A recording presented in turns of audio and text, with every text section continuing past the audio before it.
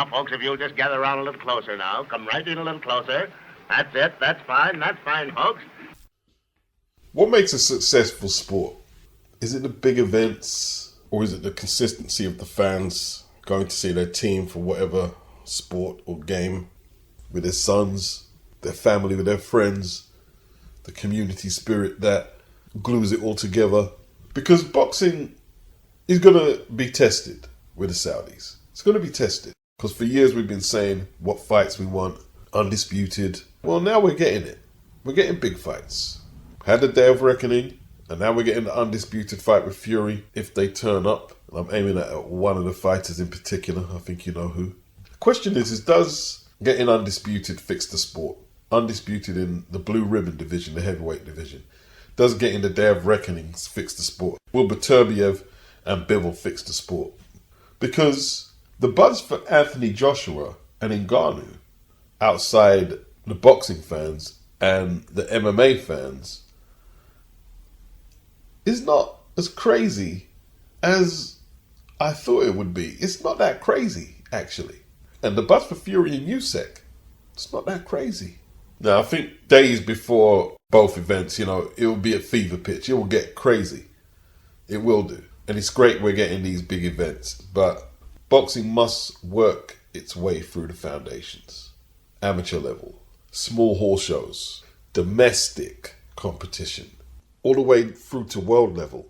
There are no quick fixes, though.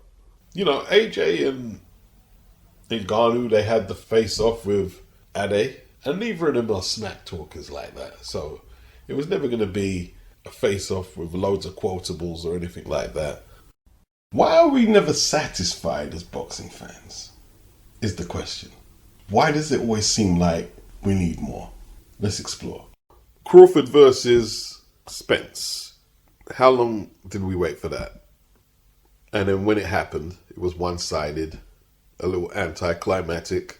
Not sure if Spence is going to fight again after the abuse Crawford put him through. And Crawford himself, where are the big fights for him? There's talk of Canelo, but Canelo's twiddling his thumbs.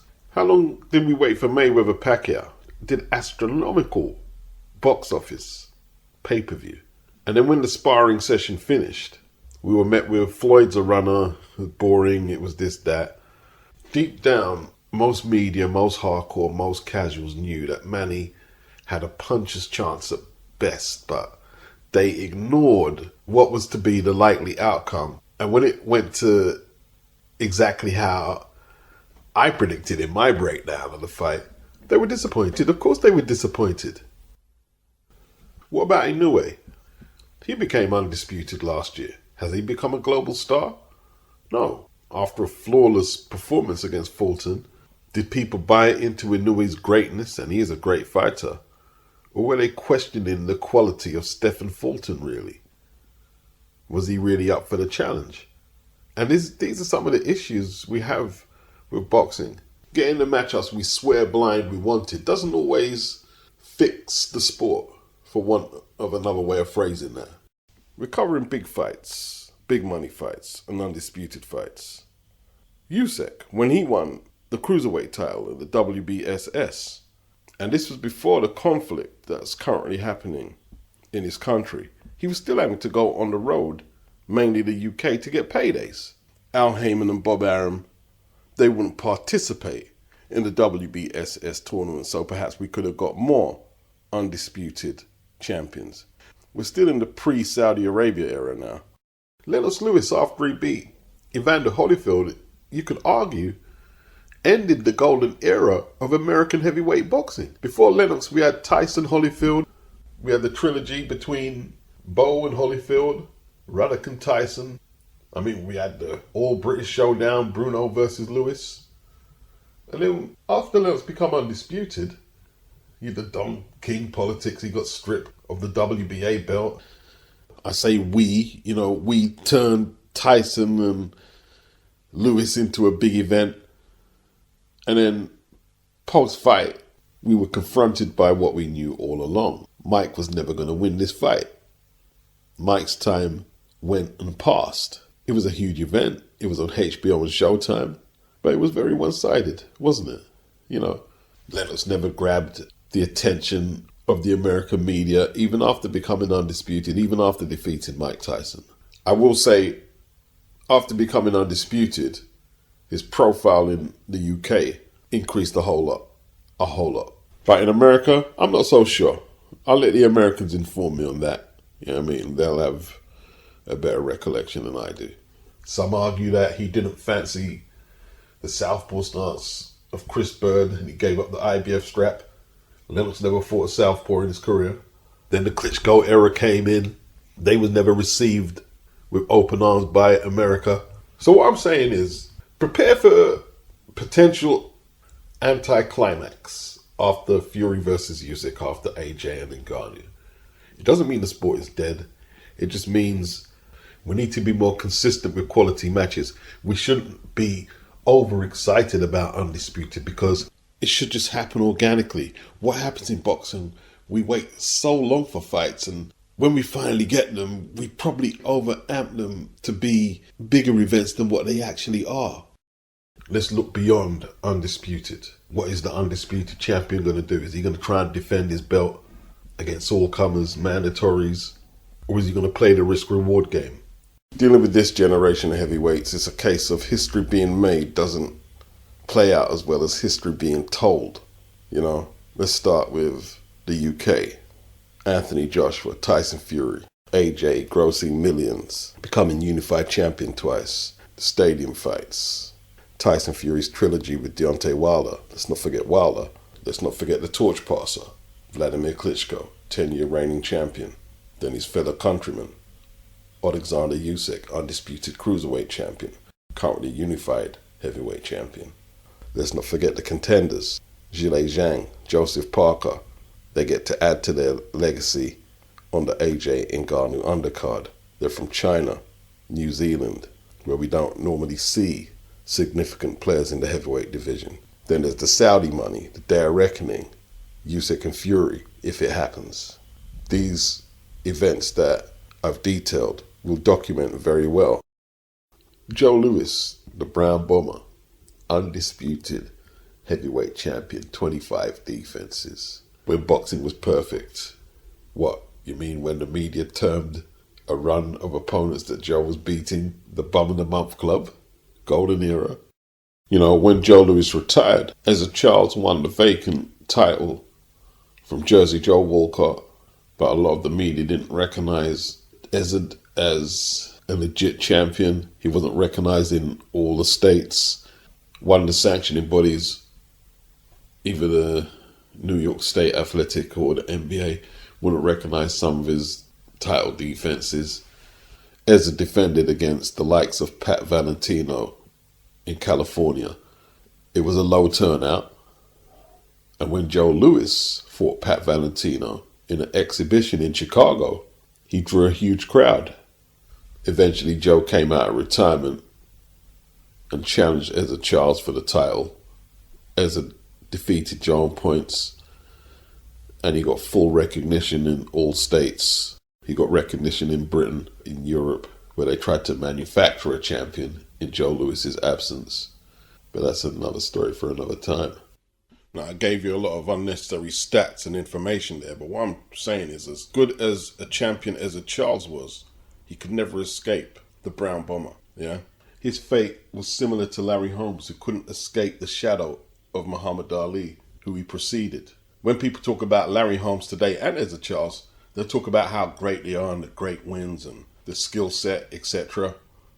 But they won't tell you how Howard Cosell walked out of the gig after the Randall Cobb fight because of his one-sided nature and the poor reviews he got for fights like Lucian Rodriguez and Evangelista, Scott Frank, Scott Ledoux. They won't tell you about that.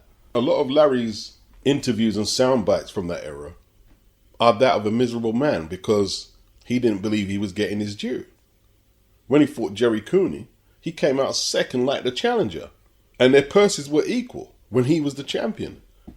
But he had to do that because he just didn't have the leverage with the American public that an Ali had or a Mike Tyson had. That was the biggest purse Larry Holmes could get, was with Cooney, the challenger. Let's look at the undisputed champions recently. We spoke about Terence Crawford already. When he was undisputed at 140, he didn't get the credit because they said the gene pool at 140 was weak. When Canelo became undisputed at 168, he beat a bunch of Euro bums, Anthony Yildirim, Billy Joe Saunders, and Callum Smith to get the bulk of the belts. When he became undisputed, a lot of people, the gene pool of fighters were weak at 154. Josh Taylor, he became undisputed on Top Rank's time at 140. He lost the last of his belts to Teofimo Lopez last year. And now he's back in the UK, taking on Catterall in a domestic showdown, no world title belts. Taylor probably had a moment in America when he became undisputed, but that didn't lead to any pay-per-view events or anything like that. And it's not like they could have brought Catterall as mandatory over to America. No, they have to hold a fight in Britain. And they have to hold a rematch in Britain. Top Rank will broadcast the fight in America, but the UK are doing all the legwork. Matchroom and Sam Jones, Eddie Hearn, they're selling the fight just as much as Jack Catterall and Josh Taylor. Let's keep it real. Josh Taylor lost a lot of traction in the UK taking that Top Rank deal, in all truth. So I think we like the idea of undisputed for a host of reasons. But it's kind of like the thrill of the chase when we get it. What do we do with it?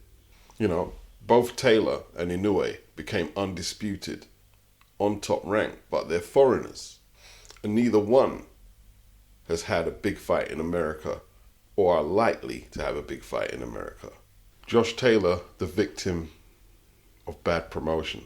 I think it was Top Rank's ego. Yeah, we're going to have an undisputed fight in America. Yeah, but when the Scot won it, what happened? I mean, if Ramirez had won, it would have been a totally different story because the Mexican demographic is already established out there. What does Bob Arum know about promoting a Scottish man? Nothing. And everybody said, like McGuigan, when Josh Taylor was with McGuigan and Shane, they wanted to sign with Eddie Hearn. And where's Josh Taylor ended up? Eddie Hearn. You know, Tank Davis, yeah, I understand why he struts around like his shit don't stink.